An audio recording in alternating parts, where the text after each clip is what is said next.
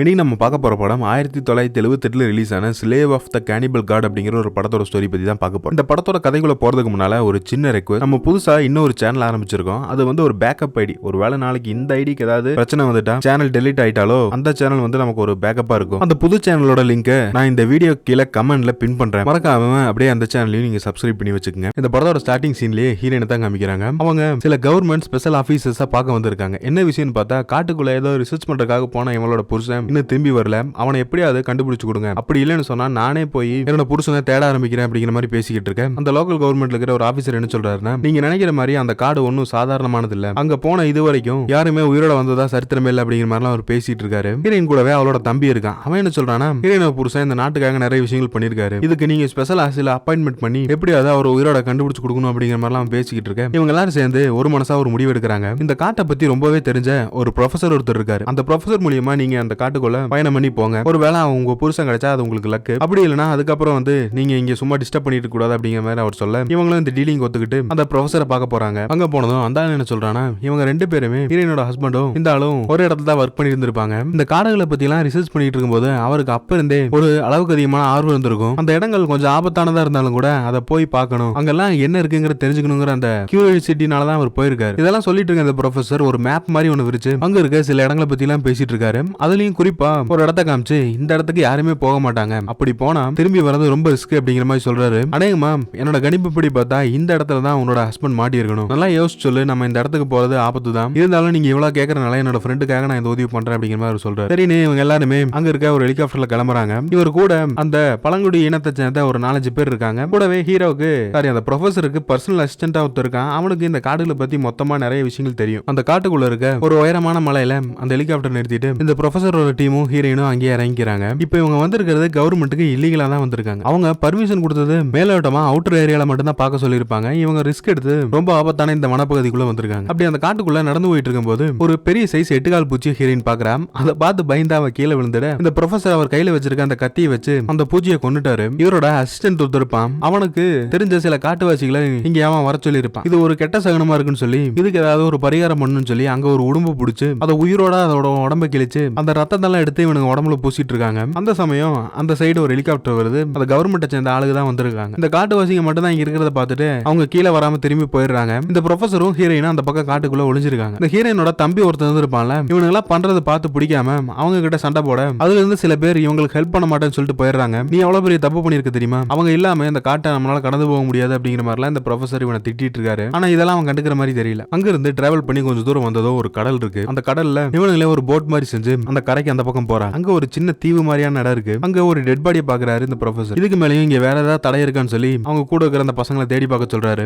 இன்னொரு இடத்துல ஒரு கத்தியை பாக்குறா. அதை பார்க்கும்போது இவளோட ஹஸ்பண்டோட கையில வச்சிருந்த அந்த பொருள் மாதிரியே இருக்கு. இதை கொண்டு வந்து இந்த ப்ரொஃபசர்ட்ட கொடுத்ததும் அப்படின்னா கரெக்டா தான் நம்ம வந்திருக்கோம், இந்த வழியில தான் அவர் டிராவல் பண்ணி போயிருக்காரு, கூடிய சீக்கிரம் அவரை கண்டுபிடிச்சிடலாங்கிற மாதிரி பேசிட்டு இவங்க திரும்பவும் போய்கிட்டு இருக்காங்க. ரொம்ப நேரம் நடந்ததுனால இப்ப நைட் ஆயிடுச்சு. ஒரு இடத்துல தங்கி ரெஸ்ட் எடுக்கலாம்னு சொல்லி முடிவு பண்ணிட்டாங்க. அப்படி தூங்கிட்டு இருக்கும்போது ஏதோ ஒரு சத்தம் கேட்க இந்த ப்ரொஃபசரோட அசிஸ்டன்ட் ஒருத்தர் இருப்பான்ல, அவன் எழுந்து போய் பாக்குறான். அங்க ஒரு காட்டுவாசி ஒருத்தர் நின்னுகிட்டு இருக்கான். இவனோட கழுத்துல ஏதோ ஒரு மாலை மாதிரி ஒன்று போட்டிருக்கான். அதை புடுங்கி வச்சுட்டு அதுக்கப்புறம் என்ன நடந்ததுன்னு காமிக்கல. காலையில தூங்கி எழுந்துக்கிற இந்த ப்ரொஃபசரோட டீம் இவங்க கூட இருந்த இவனை தேடி பார்த்தா அவனை காணோம். அவன் எங்கேயோ போயிட்டான். அப்ப ஹீரோயின் என்ன சொல்றானா, ஒருவேளை அவன் இங்க இருந்து எஸ்கேப் ஆகி போட் எடுத்துட்டு திரும்பவுமே சிட்டிக்குள்ளே போயிட்டான்னு கேட்டா இவர் அதுக்கு வாய்ப்பு இல்லங்கிறாரு. ஏன்னா அவனுக்கு இந்த காட்டை பத்தி ரொம்ப நல்லாவே தெரியும், அப்படி போயிருக்க மாட்டான் அப்படிங்கிற மாதிரி சொல்றாரு. சரி, அவனுக்கு என்னதான் இருக்கும் அப்படிங்கிற மாதிரி இந்த ஹீரோயினோட தம்பி கேட்க இந்த ப்ரொஃபசர் எனக்கு தெரியாதுங்கிறாரு. அவன் என்ன சொல்றானா, இங்க ஒரு பெரிய மலை இருக்கு, அந்த மலையில இருக்கிற சீக்கிரட்டான விஷயங்களை தெரிஞ்சுக்கிறதுக்காக தான் நீங்க பிளான் போட்டிருக்கீங்க, அதனால தான் எங்க கூட வர ஒத்துக்கிட்டீங்க, இது எல்லாமே உங்களோட பிளான் தான், அவன் இங்க இருந்து எஸ்கேப் ஆனது கூட உன்னோட திட்டம் தான் சொல்லி பேச இந்த ஆளுக்கு டென்ஷன் ஆகி இவங்க ரெண்டு பேரும் சண்டை போட்டுக்கிறாங்க. அப்ப ஹீரோயின் தான் சமாதானப்படுத்தி இவங்க எல்லாரையும் கூட்டிட்டு போய்கிட்டு இருக்காங்க. அவர் கையில வச்சிருக்க ஒரு மேப் இருக்கு. அந்த மேப்பை பார்க்கும்போது அங்க ஒரு ஆறு இருக்கு. அந்த ஆத்தை தாண்டி போனா நமக்கு ஏதாவது ஐடியா கிடைக்கும் அப்படிங்கிற மாதிரி இந்த ப்ரொஃபசர் சொல்ல அவங்க போய்கிட்டு இருக்காங்க. போற வழியிலேயே அந்த தண்ணிக்குள்ள முதலைகள்லாம் இருக்கு. இவங்க டீம்ல இருக்கிற ஒருத்தனை அது கடிச்சு சாப்பிட்டுருது. மீதி இருக்கிற கொஞ்சம் பேர் மட்டும் உயிர் பொழைச்சு அன்னைக்கு நைட்டு அந்த கரையோரத்திலேயே ரெஸ்ட் எடுக்கிறாங்க. திரும்பவும் அவங்க போறாங்க. அப்படி போற வழியில ஒரு ட்ராப் மாதிரி ஏதோ செட் பண்ணி வச்சிருக்காங்க. இந்த மிருகங்கள் எல்லாம் வேட்டையாடுறதுக்கு. அதுல ஒருத்தர் மாட்டிக்கிறான். இப்போ இந்த ப்ரொஃபசரோட டீம்ல மொத்தமே 4 பேர் தான் இருக்காங்க. இந்த இறந்து போனவன் இந்த ப்ரொஃபசர் கூட இருக்கிறவனுக்கு ரொம்ப க்ளோஸ் பண்ணிட்டுங்கனால அவனால அவனை விட்டு பிரிஞ்சு வர முடியல. அவனுக்கு என்ன ஆகிருக்குன்னு சொல்லி பாக்கணுங்கிறக்காக திரும்பவும் இந்த பக்கம் ஓடி வரான். இவங்க தடுக்க பாக்குறாங்க. அவன் அதெல்லாம் கேட்கற மாதிரி இல்ல. அப்போ ஹீரோயின் கையில ஒரு கண்ணை கொடுத்துட்டு இவளை மட்டும் இங்கே சேஃப்டியா இருக்க சொல்லிட்டு இந்த ப்ரொஃபசரும் அவளோட தம்பி அங்க போறாங்க. இவங்க எவ்வளவு சொல்லியும் கேட்காம போனதுனால இவங்க டீம்ல இருந்த இன்னொருத்தவனும் அந்த டிராப்ல மாத்தி அங்கேயே செத்து போறான். அது போக அங்க நிறைய ஆட்கள் இருக்காங்க. அவங்க ஹீரோயினை கொல்றதுக்காக துரத்திட்டு வர அந்த கண்ணை கூட கீழே போட்டு ஓடிடுறான். இந்த ப்ரொஃபசரும் அந்த தம்பியும் அங்க வந்து பார்த்தா இவளை காணோம். அந்த கன் இருக்கிறத வச்சே புரிஞ்சுக்கிறாங்க இந்த பள்ளியில தான் இவன் போயிருக்கா, யாரோ துரத்திட்டு போயிருப்பாங்கன்னு சொல்லி ஃபாலோ பண்ணி போறாங்க. அந்த ஆதிவாசி கூட்டத்துக்கிட்ட இருந்து ஹீரோயினை ஒருத்தன் காப்பாத்துறான். அவன் யாருன்னு பார்த்தா இங்க இருக்கிற மக்களை பத்தி எல்லாம் ரிசர்ச் பண்றதுக்காக பக்கத்துல இருக்க அந்த பழங்குடியின மக்கள் கூட தான் வாழ்ந்துட்டு இருக்காரு. அவர் இந்த வழியா வந்திருக்கும் போது தான் ஹீரோயின் இவர் கண்ணில் பட்டிருப்பா. இவங்க 3 பேத்தையுமே அந்த ஆளு அவர் ஸ்டே பண்ணிருக்க அந்த இடத்துக்கு கூட்டிட்டு போறாரு. இங்க இருக்கவங்க எல்லாருமே நம்மள மாதிரியே சாதாரணமா வாழக்கூடியவங்க தான். அந்த கூட்டத்துல தலைமை ஒருத்தர் இருக்கான். அவன் வந்து ஹீரோயின் கிட்டையும் இந்த ப்ரொஃபசர் கிட்டையும் அவர் பேசிக்கிட்டு இருக்காரு. உங்களோட ஹஸ்பண்ட் நினைமா இங்க வந்திருக்க வாய்ப்பு இல்ல, அவரு மலை மேல ஏதோ ஒரு ட்ரைப் மக்கள் இருக்காங்க, அந்த பக்கம் போயிருந்தா அவர் உயிரோட வரதுக்கு வாய்ப்பே கிடையாது, நீங்க இப்படியே திரும்பி போயிட்டா உங்களுக்கு சேஃப்டி அப்படிங்கிற மாதிரி அவர் அட்வைஸ் பண்றாரு. ஆனா ஹீரோயின் இதெல்லாம் கேட்கற மாதிரி இல்ல, என்ன ஆனாலும் பரவாயில்ல, என்னோட புருஷனை நான் இங்க இருந்து கூட்டிட்டு தான் போவேன், இது யார் தடுத்தாலும் சரிங்கிற மாதிரி எல்லாம் சொல்லிக்கிட்டு இருக்கேன். அந்த லீடர் என்ன சொல்றாருன்னா, நீங்க எல்லாம் நினைக்கிற மாதிரி அவங்க சாதாரண ஆளும் கிடையாது, நம்மள மாதிரி மனுஷங்களை எல்லாம் பார்த்தா அவனுங்க அடிச்சு கொன்னு சாப்பிட்டுருவாங்க அப்படிங்கிற மாதிரி சொல்றாரு. உங்க கூட வந்த சில பேர் கூட அந்த டிராப்ல மாட்டி செத்து போனதா சொன்னீங்கல்ல, அவங்க கூட அநேகமா இந்த குரூப் மக்கள் கிட்ட தான் மாட்டி இருக்கணும், அவங்க தான் இறந்து போன அந்த டெட் பாடியை கூட கொண்டு போயிருப்பாங்க மாதிரி அவர் சொல்லிக்கிட்டு இருக்காரு. அன்னைக்கு நைட்டு இவங்க எல்லாருமே அங்கேயே ஸ்டே பண்றாங்க. அந்த மக்களோட பழக்க வழக்கம், அவங்களோட உணவு முறை, அது இதுன்னு சொல்லி எல்லாத்தையும் பார்த்து தெரிஞ்சுக்கிறாங்க. அங்க காட்டுவாசி பொண்ணு ஒருத்தர் இருப்பா. இந்த ஹீரோயினோட தம்பி ஒருத்தர் இருக்கான்ல, அவன் தூங்கிட்டு இருக்கும் போது அந்த இடத்துக்கு வந்து இவங்க கூட கொஞ்சம் ரொமான்ஸ் பண்ணிக்கிட்டு இருக்கான். கரெக்டா அந்த நேரம் பார்த்து இந்த பொண்ணோட புருஷன் உள்ள வந்துடுறான். ஆனா அவன் எதுவுமே பேசல, அங்க இருந்து வெளியே போயிட இந்த ஹீரோயினோட தம்பிக்காரனை கொலை பண்றதுக்காக ஒருத்தன் உள்ள வரான். பக்கத்துல இந்த பொண்ணு இருக்கனால அந்த ஈட்டி அவன் மேல பட்டுருது, அவன் அந்த இடத்துல செத்து போயிடுறான். இந்த சத்தம் கேட்டு வெளியே வர அந்த ப்ரொஃபசர் அந்த ஆளை தேடி ஓடிக்கிட்டு இருக்காரு. அப்போ ஒரு இடத்துல மறைஞ்சிருந்து ஒரு பெரிய கோடாரி எடுத்து இவனோட இந்த ப்ரொஃபசரோட காலை அவன் வெட்டிடுறான். இவரோட கையில துப்பாக்கி இருக்கு, அதை வச்சு சுட்டு கொண்டுறாரு. அது யாருன்னு பார்த்தா அந்த ஃபர்ஸ்ட் சீன்ல இவங்க கூட அசிஸ்டண்டா ஒருத்தன் வந்திருப்பான்ல, அவன் தான். எதுக்காக இப்படி எல்லாம் பண்ணான்னு சொல்லி தெரியல. ஹீரோயினை ஒரு பெரிய ஆபத்துல இருந்து ஒருத்தன் காப்பாத்தி இருப்பான் பாத்தீங்களா, அவங்கிட்ட ஹீரோயின் எனக்கு இங்க இருக்கிற யாரு மேலே நம்பிக்கை இல்ல, பேசாம நாங்க டிராவல் பண்ணி போகும்போது நீங்களே எங்க கூட வாங்கன்னு சொல்லி இந்த ஆளையும் கூப்பிடுறா. அவருக்கு வர விருப்பம் இல்ல, அது ஆபத்துன்னு தெரியும். ஹீரோயின் கொஞ்சம் வளைஞ்சு பேசினதும் அதுல நம்பி ஏமாத்திட்டாரு மனுஷன். சரி வரேன் அப்படிங்கிற இவங்க 4 பேரும் அங்க இருக்கிற ஒரு ஆத்த கடந்து போய்கிட்டு இருக்காங்க. போற வழியில ஏகப்பட்ட ஆபத்துகள், நிறைய வனவிலங்குகள்லாம் இருக்கு, அதெல்லாம் சமாளிச்சு இவங்க போய்கிட்டு இருக்காங்க. ஒரு மிகப்பெரிய அருவி மாதிரியான இடம் இருக்கு. அந்த இடத்துல இந்த ப்ரொஃபசர் மாட்டிக்கிறார். அவருக்கு ஏற்கனவே காலில் அடிபட்டு இருக்கனால அவரால் மேல வர முடியல. அப்போ இந்த ஹீரோயினோட தம்பி பக்கத்திலே தான் நின்னுகிட்டு இருப்பான். இந்த ஆளுக்கு கை கொடுத்து காப்பாத்தாம அப்படியே விட்டுறான். அவரு கீழே சரிஞ்சு கீழே விழுந்து அங்கேயே இறந்து போயிடுறாரு.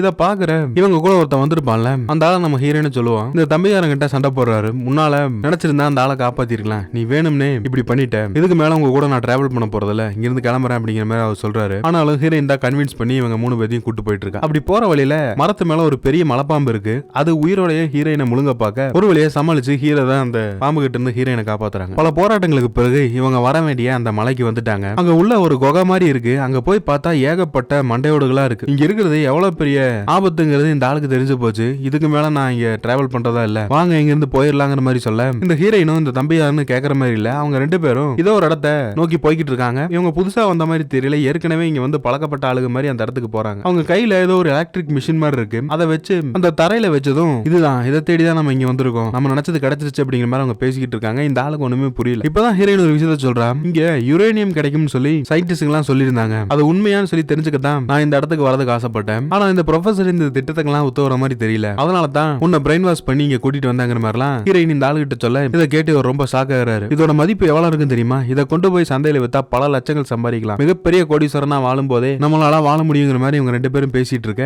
நீ எங்களுக்கு உதவி செஞ்சதுக்கு ரொம்ப நன்றி, இதுக்கு மேல உன்னோட ஹெல்ப் எனக்கு தேவையில்லைன்னு இந்த தம்பி யாரும் துப்பாக்கி எடுத்து இந்த ஆள் முன்னால காமிக்கிறான். அந்த சமயம் அந்த காட்டுவாசிங்க எல்லாம் இந்த இடத்துக்கு வந்துடுறாங்க. ஃபர்ஸ்ட் எடுத்த உடனே அவங்க கையில வச்சிருக்க அந்த ஈட்டியை வச்சு இந்த தம்பிகாரனை தான் கொலை பண்றாங்க. செத்து போனா அவனோட டெட் பாடியும் இவங்க 2 பேர்த்தையும் பிணை கைதிகளா அவங்க வாழ்ற அந்த இடத்துக்கு கொண்டு வராங்க. அங்க போகும்போது தான் ஹீரோனுக்கு தெரியுது இந்த யுரேனியத்தை தேடி வந்த புருஷங்காரன் அவனை ஒரு மரக்கட்டையில தொங்க விட்டுருக்காங்க. அதுபோக அவன் செத்து பல மாசங்களாச்சு, அந்த உடம்பை இவங்க எதுவுமே பண்ணாம அப்படியே வச்சிட்டு இருக்கானுங்க. அந்த டிராக்கர் ஒண்ணு உள்ள வச்சிருப்பான், அது ஏதோ கடவுளுக்கு சமமானதுன்னு நினைச்சு இறந்து போன ஹீரோயினோட புருஷனோட டெட் பாடிக்கு மரியாதை எல்லாம் பண்ணிட்டு இருக்காங்க. இந்த காட்டுவாசி கூட்டத்தோட தலைவன் கையில இந்த ஆளோட ஒரு போட்டோ வச்சிருப்பாரு. அந்த போட்டோக்கு பக்கத்துல ஹீரோயினோட உருவத்தை பார்த்ததுமே இவரோட டெட் பாடி மாதிரியே ஹீரோயினையும் மாத்தலாம்னு சொல்லி முடிவு பண்ணிட்டானுங்க. அவளோட உடம்புல ஏதோ ஆயில் மாதிரி எல்லாம் பூசி ஒரு வித்தியாசமான கெட்டப் எல்லாம் போட்டு விட்டு இருக்காங்க. இப்ப இறந்து போன அந்த தம்பிகாரனோட டெட் பாடியை கொண்டு வந்திருப்பாங்கல்ல, அவனோட உடம்ப கிழிச்சு உள்ள இருக்க ஸ்பேர் பார்ட்ஸ் எல்லாம் எடுத்து சாப்பிட்டுட்டு இருக்கானுங்க. பார்க்கவே ரொம்ப கன்றாவியா இருக்கு. இந்த காட்டுவாசி கூட்டத்துல இருக்கிற ஒருத்தன் எல்லாரும் தூங்குனதுக்கு அப்புறம் நைட்டே எழுந்து ஹீரோயினை பாக்குறதுக்காக வரான். அவளை ஒரு